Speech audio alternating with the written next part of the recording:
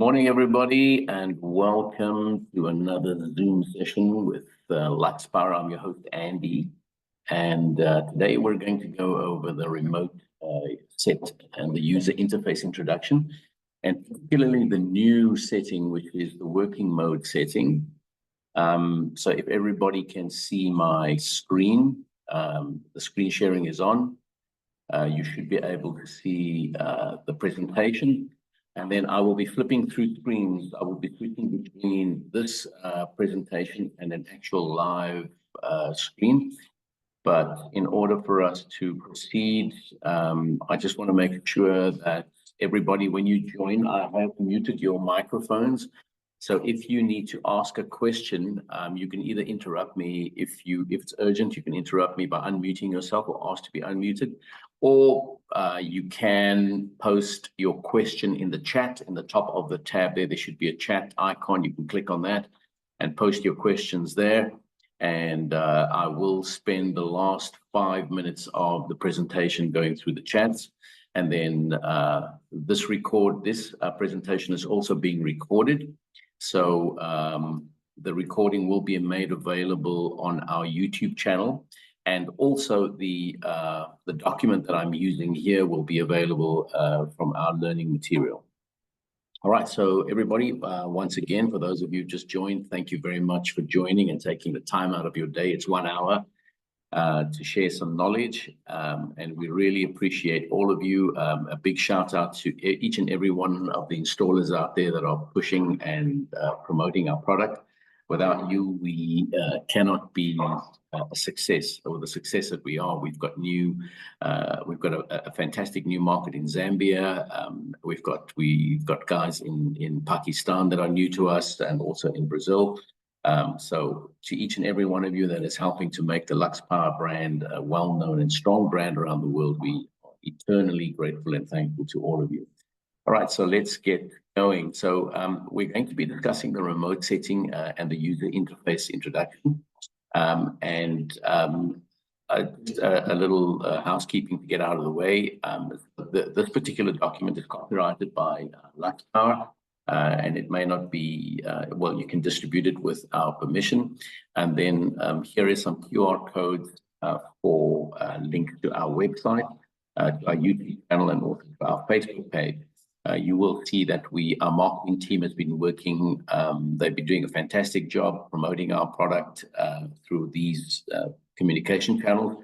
And Luxpower.co.za does have a local website. Please don't use the Luxpower.co.za. That is, it's an unofficial site, and we're currently negotiating with our attorneys to have that site taken down because that's what's called cyber stalking. So if our official website is luxpower.co.za or luxpowertech.com.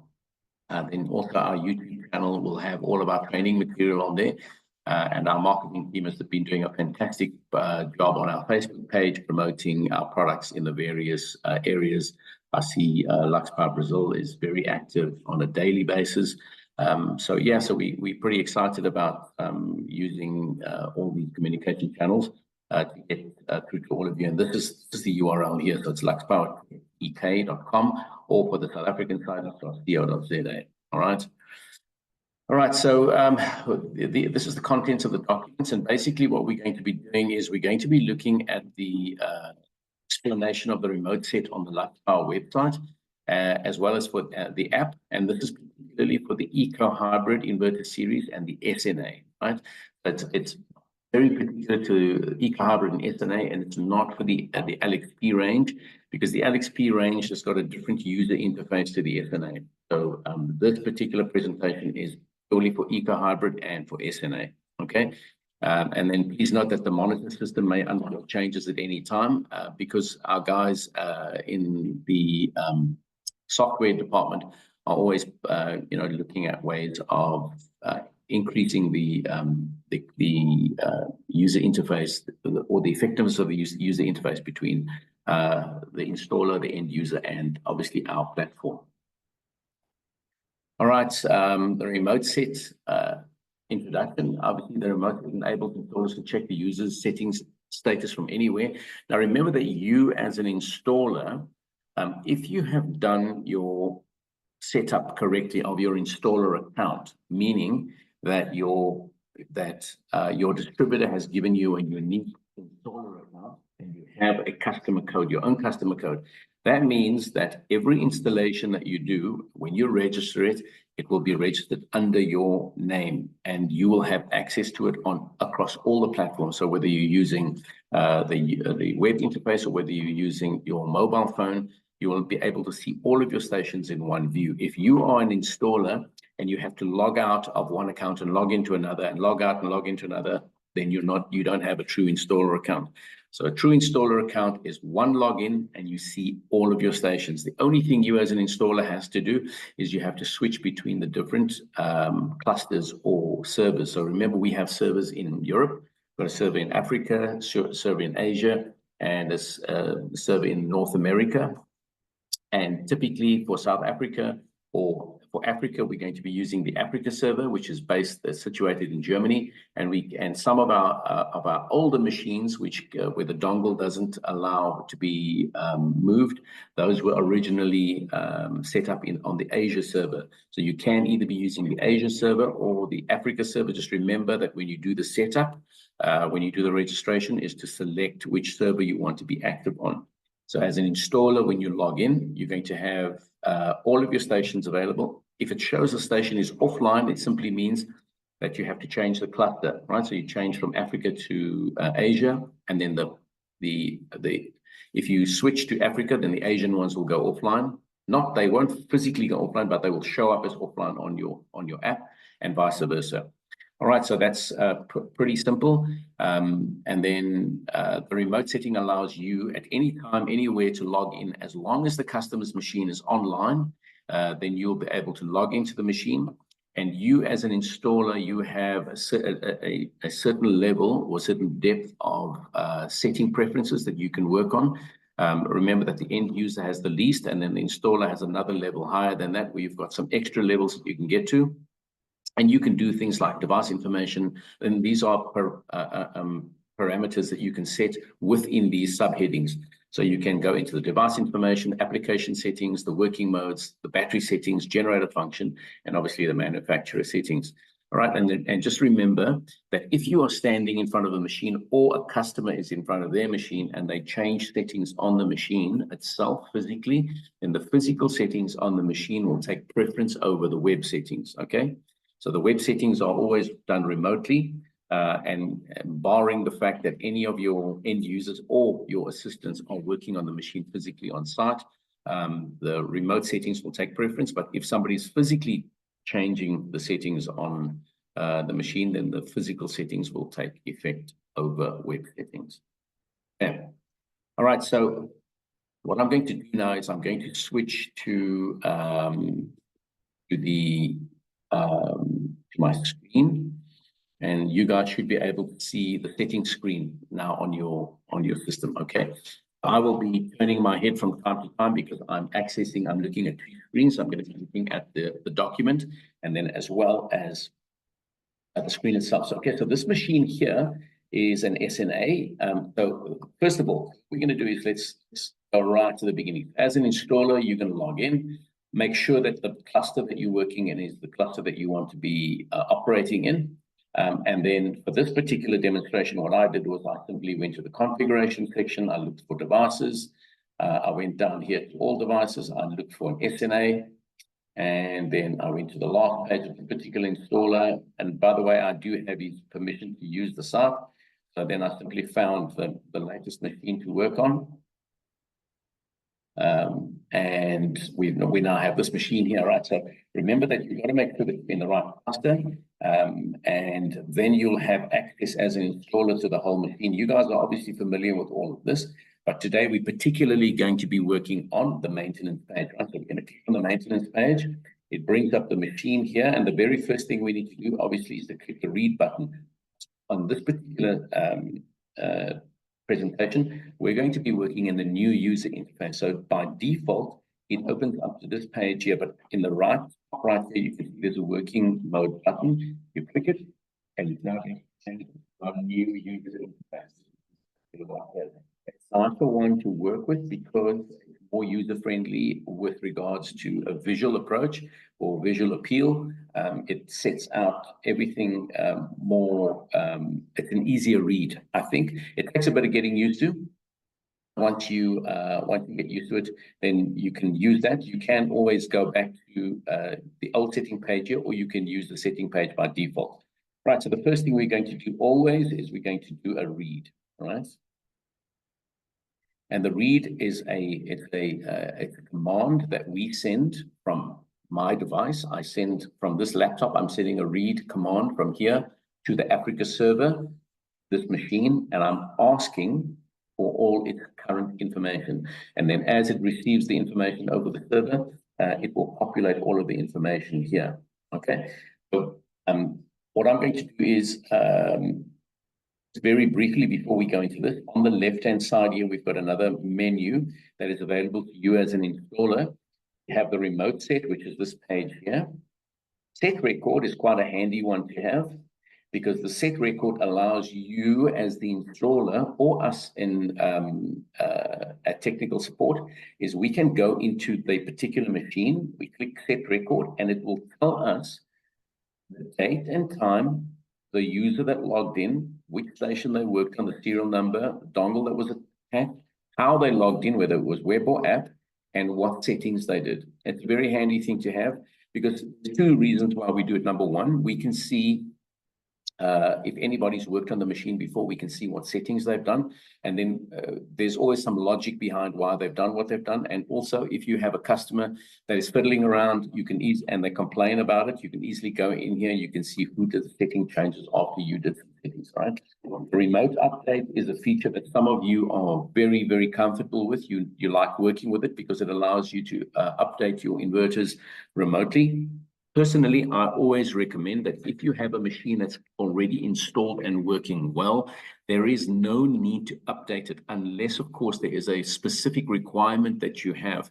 But if a machine is working well, and it's been working well for the last year, and there are updates available, this is not Android or Apple, where you need a new iOS or the latest Android version.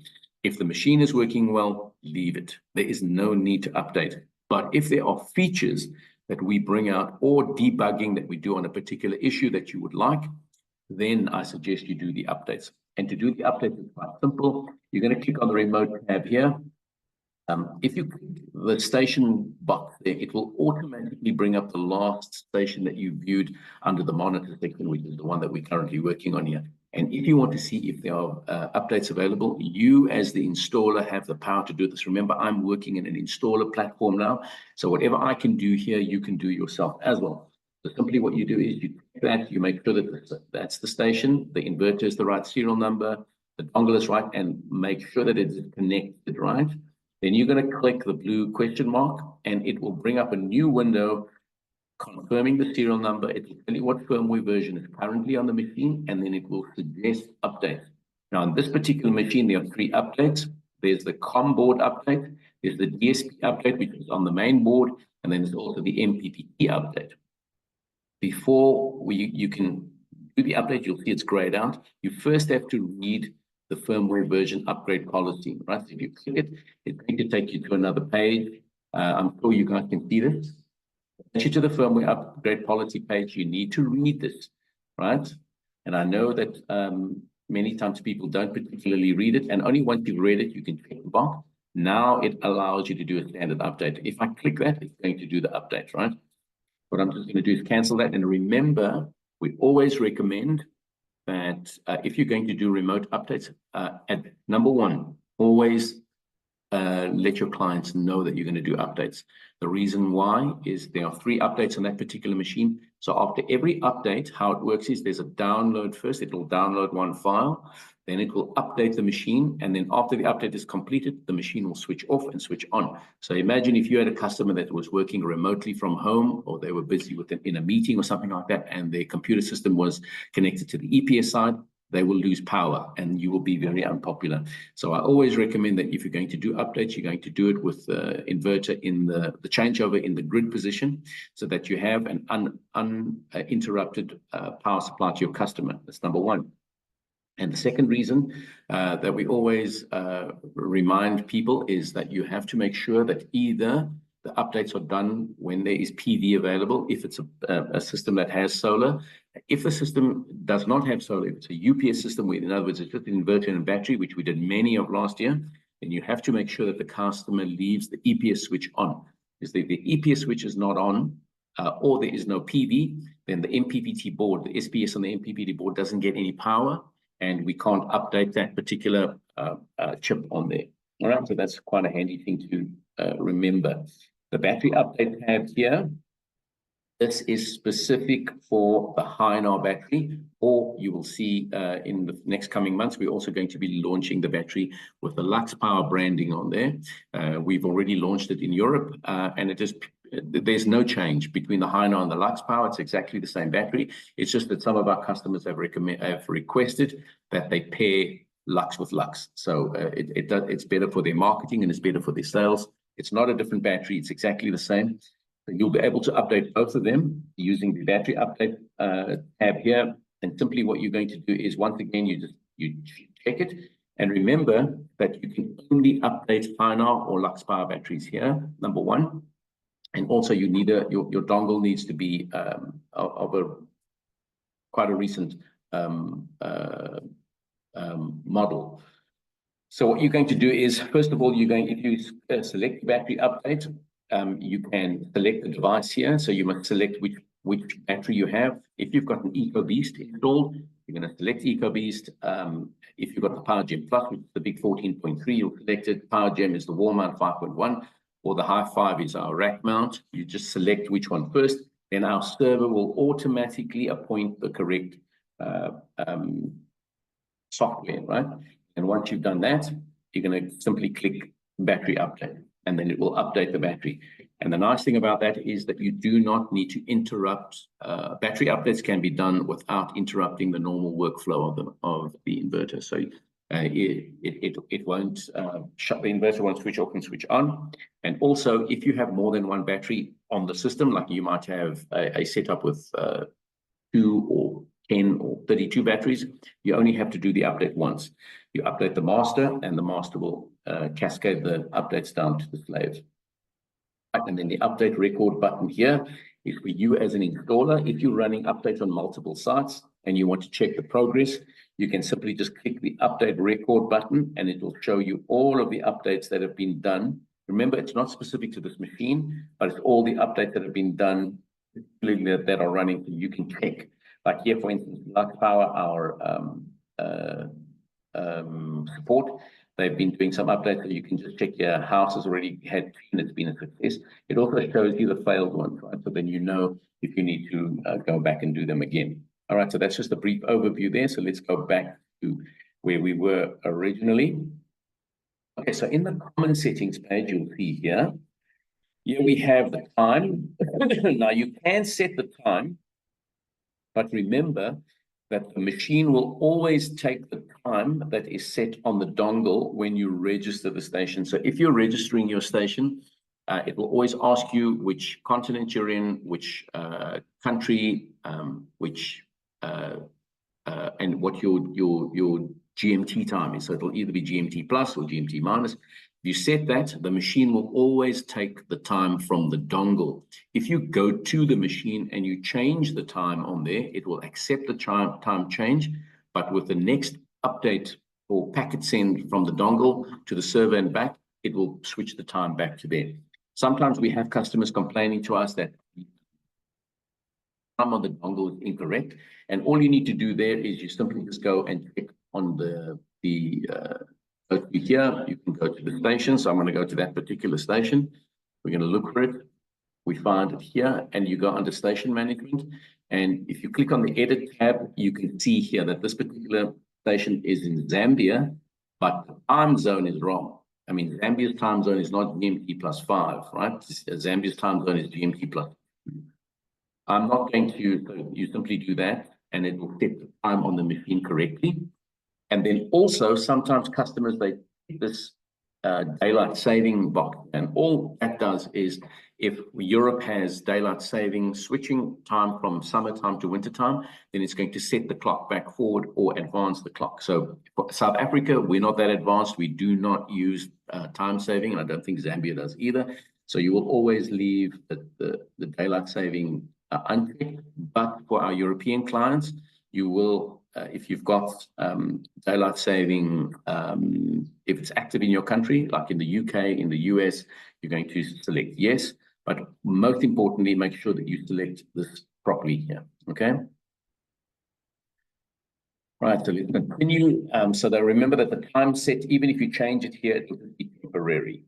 Right, PD input mode, remember that it comes standard like this. You're going to have to change it. And the only thing you on the machine, you have, there are extra settings. You actually have 4 on the machine, but on the web interface, there are only 3. DC source mode is what we use here in the repair center when the machines come in for repairs and we test them before we send them out. We use a DC power source, which doesn't have there's no tracking on there. It's a standard source. So we set it to that. So the machine knows that it doesn't have to track anything. And then if you have 2 MPPTs connected to the same string, it simply means that you've paralleled 2 series banks on your roof and you brought them down as 1. And then you're bridging them out into 2 again. So you'll tell your inverter that you've got 2 parallel series banks parallel, brought down, and then bridged out again on the machine. Remember that even if you do that, you still have to stick to the current limitations as well as the power limitations and the voltage, the MPPT voltage limitations. You can't exceed those.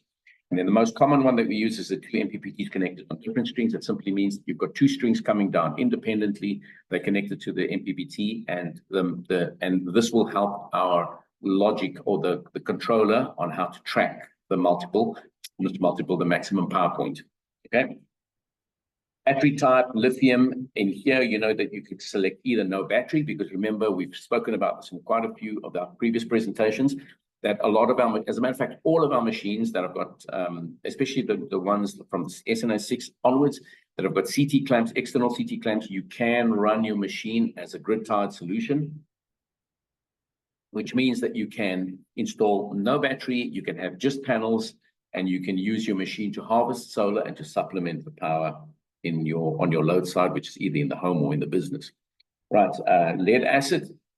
It's a phrase that I don't really like because nobody uses a lead acid battery anymore, but the lead acid should actually be labeled voltage control.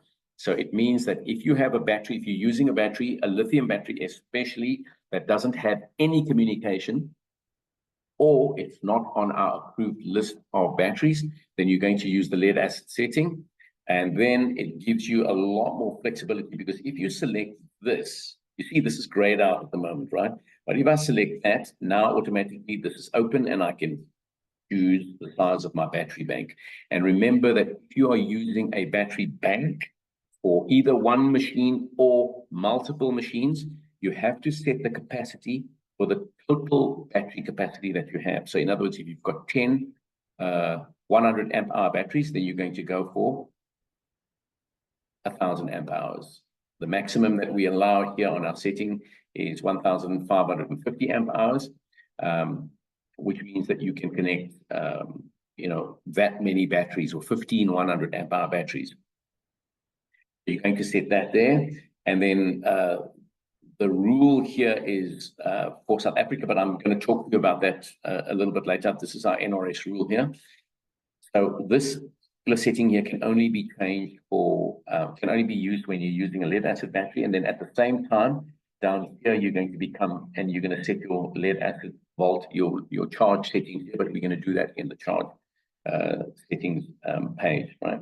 Then the other one is the lithium, and then obviously this gets grayed out now, and then here you get to choose which battery you're using. I think this particular site is using the Dynes. If we just do a read, again, we can quickly find out, yeah, it's using Dynes. So that will automatically, then our machine knows that it must use the Dynes communication when communicating with the inverter. Okay, and then this will allow the battery to control the bulk, the float, and the cutoff charge. The bulk and the float, and the the charge that we use to maintain the battery. Okay, normal and standby. This particular feature here, hang on, why have I gone back there? I need to go back here. Okay. Sorry, I didn't realize that I was working in the old page. We should be showing you the new one. All right, so time, remember we did that. It just shows you your current firmware version. Then here you've got a slider under the application settings where you've got basic and you've got advanced. You'll see that it changes between the two. So the screen actually changes. Under the basic settings, we've got the general tab. The general tab, number one, you can restart your inverter. If I click that, it will physically do a hard restart on the machine. So just remember, if you're going to use that, be careful. Your customer might be busy with some sensitive things at the time. Buzzer enable. You remember when you touch the keypad on the machine, it makes a beeping sound. So if you disable this, that little buzzer stops working. And also the buzzer will not sound when there is a fault or an alarm. Okay, normal and standby. This feature here, if you click on the blue tab, it'll just show you what it'll allow you to do. Now remember that sometimes you need to perform a function on the inverter that it will not allow you to do. It'll give you an operation failed code 3. And it simply means that the inverter is busy with a function and it won't allow you to do any changes while it's busy with that function. I'll give you one example. You might want to change the battery settings. Now, if the battery is currently being charged or discharged, then it will not allow you to do that. So in order to do that, you have to set the inverter into standby mode. Now, previously, our standby mode used to put the whole EPS off, but now we've changed it that if you select standby, it will stop all of the functions of the inverter. It will stop harvesting solar, stop charging or discharging the battery. It will literally just stop whatever it's doing. It will put, if there is grid connected, it will connect the loads, the EPS loads to the grid in bypass, and then it will stand there and wait for your instruction. Then you can go and change the battery or do some other settings. And when you're done again, remember that if you do a battery set, then it'll automatically restart the machine and then just come back and check and see if it's still in standby mode or if you need to flick it back into normal mode. Right, then this particular quadrant here is the EPS output. For South Africa, we're going to be using the 230 or 240. I recommend that you go with a 230 volt output. And then as well, for our European customers, they can go to 60 hertz. But in South Africa or Africa, we use 50 hertz. And that's basically just the cycle, okay? So the time cycle. So here we're going to select 30 and 50. Now remember that the EPS output will only go to this voltage and this pure frequency, or what we call a pure sine wave, when the machine is in off-grid mode. Remember, in on-grid mode or grid-connected mode, it's going to copy what the grid is doing. So if the grid voltage is at 240, the machine will output 240. If it drops to 238, it'll go to 238. If it drops to 225, it'll drop to 225. It will follow exactly what the grid is doing when the grid is connected. But the minute it goes to off-grid mode, either by the grid switching off or you forcing the machine to go to off-grid, then it will go to this voltage here, 30 volt RMS and 50 hertz on the cycle, okay? Then the hybrid setting here, this one is for, if you enable the hybrid setting, then the PV and the AC can take the load jointly. Now, where the SNA stands out above our competitors is our machine is an eco, we call it an eco hybrid. So it can either be an off-grid machine where it's operating in off-grid and or on-grid mode, or it can operate as an eco hybrid, meaning that it can blend PV and AC to load, or it can blend PV and battery to load, any one of the two combinations, okay? It can also work in a function where it will run PV to battery and AC to load. So, and that all depends on how you do your setups. And that's very unique to the SNA. So by enabling or disabling this, it will enable the hybrid function. And if you disable it like this particular machine is, then you have to come down to the AC chart, the AC first times, and you need to tell it when it can use the AC. But I'll get to that in when we get down to that particular section. On our SNA 6 and upwards, you will be able to export to grid because our machines are, first of all, they are NRS certified. Even the SNA 5 is NRS certified. But the SNA 6 and onwards, they come with an external CT clamp so they can monitor the grid externally. And then you will be able to, if you enable that, it will ask you how much excess power you want to export to grid. If I enable this, then, and I'm not going to do it because this is a client's machine, then it will want to know how much excess power do I want to export to grid. In other words, that's after the solar has charged the battery, provided load, the remaining power it can export to grid, okay? And you can do the same if you're running your system without battery. In other words, if you're running it as a grid connect machine. All right, on the parallel settings, we can have no parallel, we can have a single phase parallel, and we can have a three-phase parallel. Now, no parallel is how the machine comes out. And it simply just means that there's one machine operating on its own. And if it's a single phase parallel, it means that more than one machine is connected. So you can have two or more machines connected in parallel in a single phase, right? And this, if you do this, then obviously you have to follow the criteria in the user manual on how to do it. And that will particularly make sure that all of the machines are putting out the sine wave that are synchronized. So the RMS voltage and the frequency, if you look at the overlay of the sine wave, they will be overlaid perfectly if you select single phase parallel. And then obviously three-phase parallel, you're going to use three or more machines. And you can remember in previous presentations that we did, we showed you that with an SNA, you can have 4 machines in 3-phase. So you're going to have one per phase, and you can add an extra one to another phase. And if you select that, then it will offset the sine wave output by 120 degrees per phase. Okay. And then you can select, if you're selecting 3-phase, you can appoint the machines to go to which one is R, which one is S, which one is T. Now, remember that our machines are auto-detecting. So if you are grid connected, then it will automatically detect the phase that's incoming because the machine has to align itself with the grid connection that it has. So it will always self-appoint its phases in a 3-phase parallel. It will self-auto-detect and appoint them. But if you are setting up a 3-phase parallel in an off-grid situation, maybe it's on a farm or something like that where there is no grid, and you want to create a 3-phase, then you as the installer, you have to physically go up here, you say that machine, R phase, then you drop down and you go to the next machine, you set it as S, and the third one you set it as T, and that will simply offset the phases by 120 degrees. And if you find that you might have a pump or something that's rotating in the wrong direction, then you simply swap the phases around. Okay, simple as that. Right, if we go to our advanced settings, then this quadrant will change. And here you can see that you have your PV setting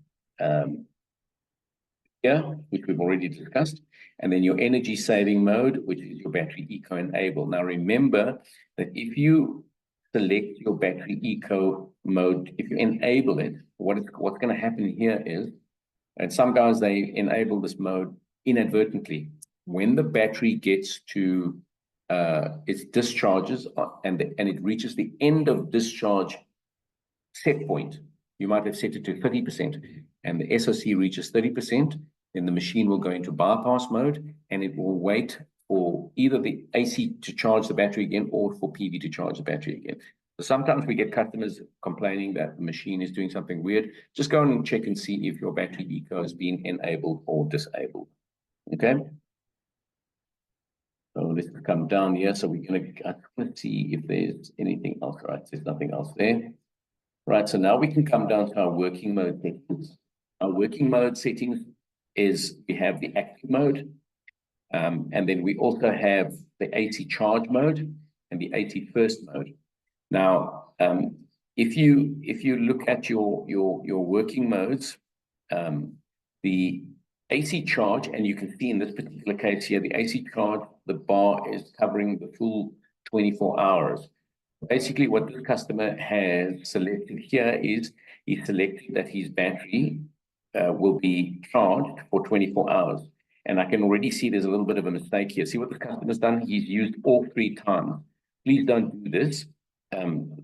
These times, you only, if you're going to set it for 24 hours, only need to set it once, right? So I'm going to set that there, and we're going to wait for the little message to appear up here. It's successful. And I'm going to delete this one as well, because we have 3 conflicting times here. Okay. So we're just going to set those to 0. All right, so this particular customer, you can see here that he's got his charge and end time changed, set for 24 hours. If I change this here to 6 and I set it successfully, you'll see automatically here that the bar changes there, right? It updates immediately. So here in this portion here, it's going to self-consume in the gray section, that's self-consumption, and then in the orange, the yellow section, it's going to charge, right? So I'm going to set this back to 0. Okay, and it automatically update there. There we go. Right, the AC first. So basically, what you're telling the inverter here is you're telling it at which time of day you want it to go to use grid to run the loads. And during that time, it's going to prioritize solar. If solar is available, it will prioritize solar, charge the batteries. So if there's any point in time during the day that you want to run, where you want to, specifically, you want your inverter to run in bypass mode, where it uses the AC to run the loads and PV to charge the batteries, then you can set those times in here. And we've given you 3 set times here, and particularly for our customers in Europe, where you guys have time of use tariffs. And I think here in South Africa, we're going to get that very soon, where the time of day, the tariffs change, then you can set it here when you want to use cheap AC in, and the other way around. When you, obviously, when the tariffs are high, when you want to self-consume all your power and your battery, you can set those times in here. All right. And then the self-consumption here hasn't been set yet, but the self-consumption mode is a default mode. So when you buy a machine and it comes out of the box, if AC charge is disabled and AC first is disabled, then it's going to go into self-consumption mode. Self-consumption mode literally means it'll go solar first, battery second, and grid last. Okay, so it's SBU. That's the standard default. All right, so let's go down to our battery settings. Here it's confirming that we've got the lithium DINS. And here we have a handy little slider bar, which I really like. You know, you can set your charge current here. A single machine, maximum charging is 110 amps. But remember that even though the machine is capable of doing that, you never want to do that to your battery. So this particular customer here is using a DINS, and I'm going to set his charge to 50 amps. All right, so we're going to go down to 50 and we set. So what it means here that whenever this machine is AC charging, it's going to charge at 50 amps. We can even do it much less than that. And all that does is it prolongs the life of the battery, and that coincides with the manufacturer's request that the battery is charged at a lower rate. Some of them are 0.2, so always remember to read your manufacturer's charge settings. It might be that they even ask for a 0.2C charge and a 0.5 discharge, or whatever the case may be. Right, so in this particular quadrant here, we're going to look at the discharging of the battery. First of all, we have a look at the discharge control. And this particular site is running on SoC because we are using a DINS and there is communication between us and the battery. But if you are using a lithium battery with no comms, or battery that's not on our list, you're going to select the voltage settings, and then you're going to set the parameters within here. The discharge current limit, it's set at 110 amps. 110 amps for this DINS is too high. I'm going to lower that as well. I'm going to lower it down to about, in reality, I think the Dynas can only do 75 amps, but some of the new batteries like the D5 and also the upgraded BXs can do 100. But, just for argument's sake, let's assume there's a D5 there, so we'll put it to 100 amps. So this machine will never allow the EPS load to exceed 100 amps DC on draw from the battery. The customer set his battery, because we're running on SoC, we don't have to worry about this here, but he set his battery warning SoC to 20, okay? Which means that when the battery gets to 20 degrees, 20% SoC, then the battery warning, low SoC warning or low voltage warning will come on. The machine will still function, but it's just a warning to you as an end user or to an installer. And I see now on our notifications, we can have push notification for that as well. But it just simply warns you as an end user that you're now reaching the bottom limit before it will cut off. So if the grid is still present, with on grid, then this machine will cut off at 15%. And in off grid, it's going to cut off at 10%. Now for Dynas, I don't think this is right, but we can always confirm with them. It should actually be 15 for Dynas, and we maybe set this a little bit higher. If we went here to voltage control, you see here, I can't set anything at the moment, but if I set that to volt, all right, then it's going to gray out this section. Oh, operation failed. You know why? Because we need to change it to, we need to set it to to standby first. But if we had to use the voltage settings, then this will be grayed out and I'll be able to set that. Okay. Just want to see if this is going to change at all. Anything down here? All right, cool. All right, so now we can go to the generator function. The generator function is a cool feature. Underneath your machine, you will see that there's a dry contact port. The dry contact port has two sections. It's got dry contact and it's also got gen. Now, for the generator port, if you want to stop and start a generator that has an auto stop and start function, then you're going to use this particular function here. Or no, let's say that this particular function can trigger the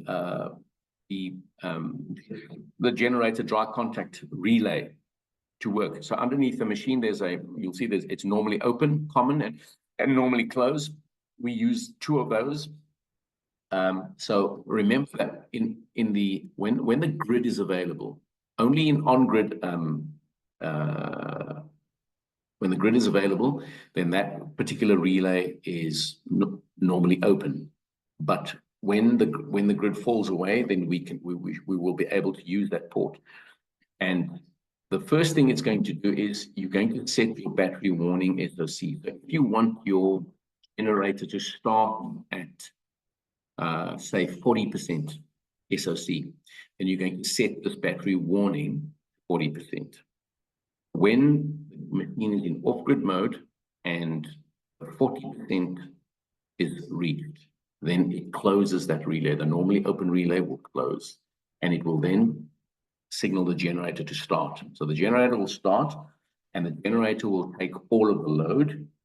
And if you want the incoming power from the generator to then start charging the battery, you're going to have to set it here. So the first thing we're going to do is remember that this is in watts. Okay, so this is a 16-watt generator, which is incorrect. So here you're going to set your generator to, you might have, for a single machine, remember that the maximum you can set here is 7370. All right, so that's 7,370 watts set successfully. And then here, depending on the size of loads that you had, remember the generator is going to carry all of the load. So you might want to only let the generator charge at 10% or 10, not 10%, so you wanted to charge at 10 amps DC. Okay, so this is amps in DC, not AC, right? So we're going to charge at 10 amps. And you can see the parameter goes right up to 110 amps. If we ran our charge at 10 amps, it'll be 54 times 10. So that's going to give us about a 540 watt load on the generator. So you can control the load on the generator simply by sliding this up and down, right? and then you can set it there.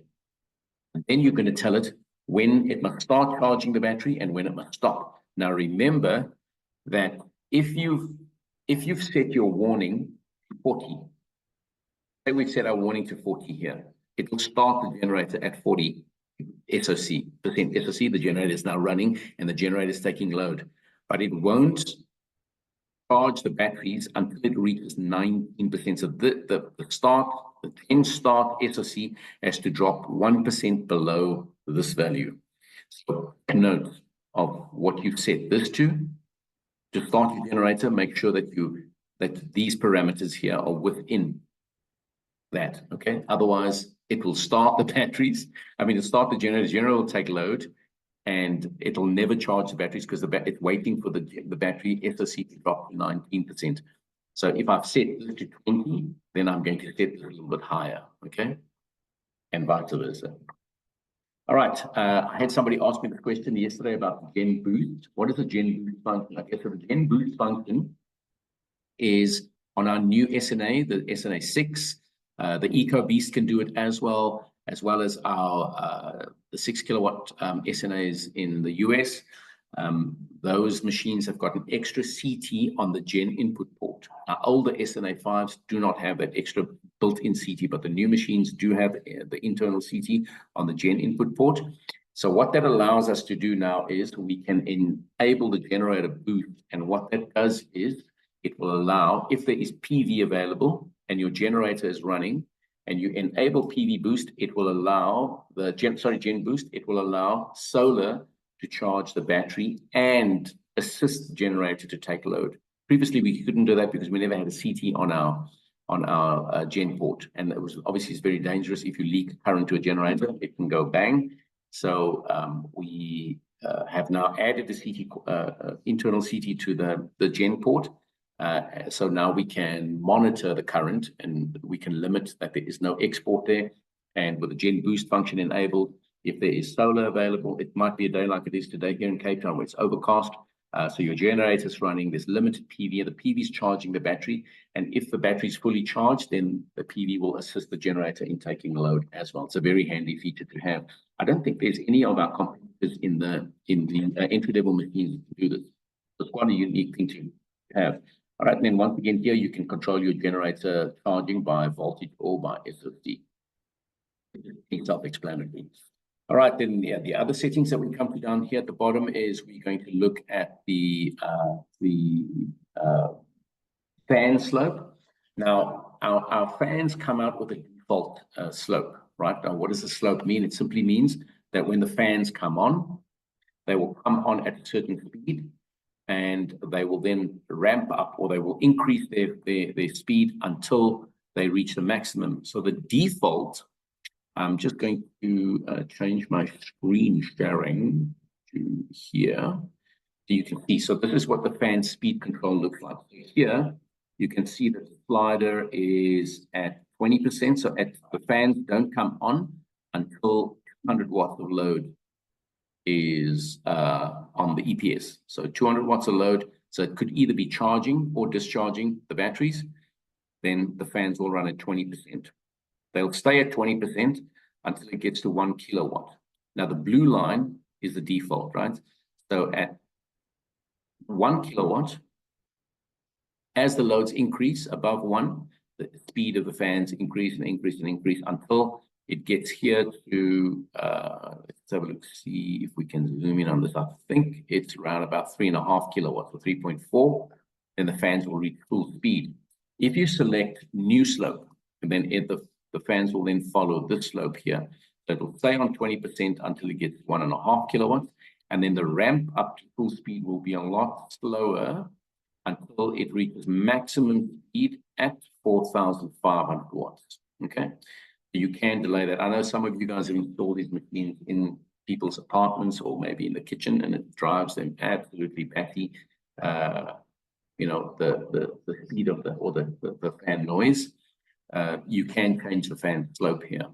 You can also change the maximum fan speed settings, but I don't recommend that you take it anywhere lower than 50%, because obviously the priority here of the fans is to cool the machines internally.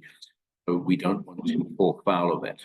Okay, so let's just go out a little bit here because we've got some extra things. All right, our EPS output, I'm very mindful of the time. I see we've got 10 minutes left, so I'm just going to go through this very quickly. Parallel settings, there should be SNA inverts for parallel function, where we can allow you to connect the EPS terminals together in paralleling. So remember, you're only going to connect your EPS together if you've got a single phase parallel. If it's a three-phase parallel, the only thing you're going to common out is the neutral. So in three-phase, you only share the neutral. You have live 1, live 2, live 3, which goes individually to your distribution board. If you are setting up a single-phase parallel, then you can combine your live and your neutral on the EPS out, and that will simply make sure that once you've selected parallel, then it will align the sine wave or sinusoidal wave, right? Remember that you must select single phase primary if you're doing single phase, and obviously three phase for 3. And like we discussed earlier on, you can set the phases, you can set the composed phases. But if your machine is connected to the grid, it will automatically align itself with the grid phase, and it will select R phase for single phase. And if it's in 3 phase, it will appoint, each machine will be appointed the phase that it's connected to. Shared battery is a cool feature, and we encourage you to use it, especially if you have a parallel function, either 3-phase or single phase, because it allows all of the machines access to a common battery bank. So what you'll do is you'll build your battery bank, you'll have a bus bar, and then from the bus bar, you will feed off each machine. Just remember to parallel the batteries according to the manufacturer specification. Sometimes you can, if you have, for instance, you have 4, you can parallel 2, and then run the cables up to the bus bar. And that's purely for current distribution or power distribution, right? But you will still cascade or series you'll still parallel the communication and run one communication cable up to your master inverter. All right, so we always recommend a shared battery. Shared batteries are cool, especially in a 3-phase installation where you have unbalanced loads. You might have 1 phase or even 2 phases that are quieter than the others. And when it's in an off-grid situation, the phase that is working the hardest has access to all the batteries. But if you are going to put batteries independently on each machine, that's cool, because then you can set each one as with its own battery. It gets to control its own battery, but the problem there is when you run out of battery on another phase, you don't have access to that. So the shared battery function is pretty cool. Shared composed phase. Remember, we spoke about this. If you are grid connected, it will automatically detect the phase. But if you are not, then you have to set the phases according to your needs. And the phases can only be set in standby or fault mode, and is used when composing a 3-phase system. All right. We've already gone through all of these here. I'm just going to do this particular one here. I want to see if we have the bonding on. It doesn't look.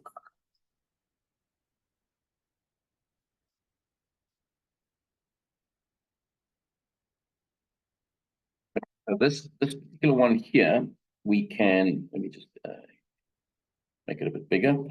So on our new machines, in the advanced settings, the neutral earth bond, you can enable or disable it. Remember that our machines now come with an internal relay. So you can enable the relay so that when the grid falls away, then it will bond the EPS neutral and the earth. EPS neutral and earth will be bonded so that it takes away your floating voltage there, right? And all of our supply, well, if we are, depending on the rule that your municipality is used, but the supply that we get from our municipality here in Cape Town and the rest of South Africa from the municipalities, you just have to check if it's NCS or whichever. Typically they are bonded. The supply that we get from municipal is bonded at the transformer, the supply transformer. All right, so RSD, this is a remote shutdown for your PV, and our newer machines have got an RSD device where you can trigger a disconnect for the relay connection. I know here in Cape Town, in Stellenbosch, the municipality they will not pass an SSEG application with PV if it doesn't have a fireman switch. Okay, so that's an external switch which is between the roof and the inverter installation, and a fireman simply needs to put his hook in there and pull it down, and he can disconnect the PV. So if there's a fire in the roof or the PV is caught fire, then there's no DC, uncontrolled DC coming down from the roof. Okay, PV arc, you can enable it or disable it. If you read, I think it's down here. Yeah, PV arc is a function that identifies typical signals of arc fault in the circuit, and it proactively disconnects the power circuit before short circuit or fire occurs, and that's on your PV side, all right? And then if you did have an alarm that came up and you went and checked the site, then you can simply go and clear those faults, all right? And this function here we have on our LXP, it's very prevalent on our LXP settings, okay? This one here catches a lot of people by surprise, the green function enable. If you enable this, and we've seen it sometimes, if the EPS output load drops below 60 watts for a set time frame, then the machine will cut EPS power. It assumes that it's a holiday home and the people have gone away and there are no occupants in the home anymore. So to conserve power, it will cut to save the battery, it will cut the EPS output. And yeah, so please don't enable that function if you know that your power will drop below 60 watts for an extended period of time. Okay, so we typically leave these disabled. We only enable them when we use them. All right, so I think I've pretty much gone through all of these in the page. So we're going to jump to the question and answers. Oh, there's a pretty interesting thing to have a look at here on the lead acid settings. Yeah, if you select lead acid settings on your page, it will show you the curve, the charging curve. So it will go from where it needs to charge, it'll jump to bulk. Bulk is your bulk charge that you set in there, and it will hold that bulk voltage until it gets to the absorption phase, and then it's going to go down to the float voltage, drop down to there for that, maintain it, and then it will maintain the voltage there, all right? So that's the charging profile, charge profile in lead acid mode, and that's something we can control. But when you select lithium and you're running off SOC, then the battery will give us this profile to follow, okay?